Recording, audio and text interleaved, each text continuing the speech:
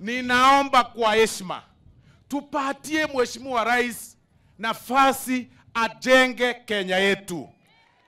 Juzi tu mlikuwa mnalia hapa, ukienda hospitali NHIF inalipa kitanda 3,000, 4,000, 7,000. Aya, juzi tu hiyo NHIF, mimi ninakula mshahara ya kama milioni.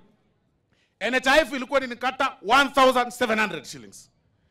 NHIF ilikuwa inakata mwalimu ambaye ama mfanyikazi wa serikali ambaye anapata 70,000, 1,700. Na mimi 1,700. Fairness iko wapi? Mimi 1,700, ule mtu akona mshahara kidogo 1,700.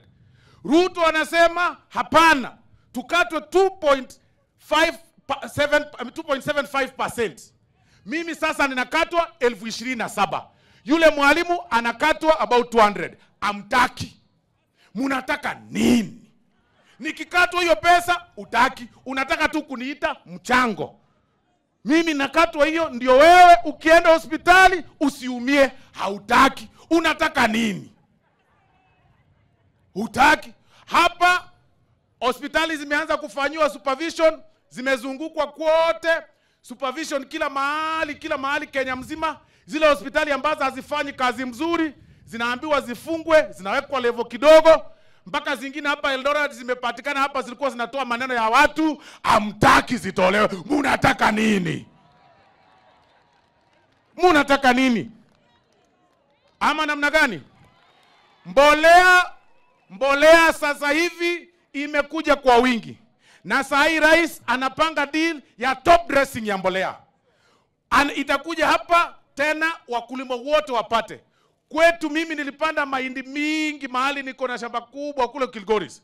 Nikajaribu kuficha bei ipande juu, nikajaribu kuficha kidogo ikapanda tu juu kidogo. Chakula imekuwa kingi.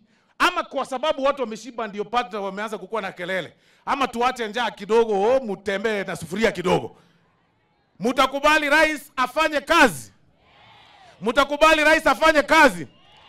Kama ya Mheshimiwa Kibaki ilikuwa 10 na ya Mheshimiwa Uhuru ilikuwa 10, hata ya Ruto itakuwa 10.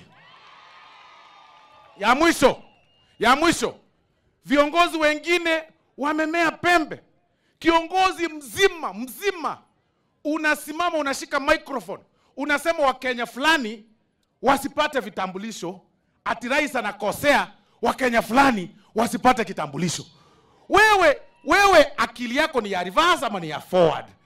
Mtoto amezaliwa Kenya, ameishi Kenya, kwao ni Kenya.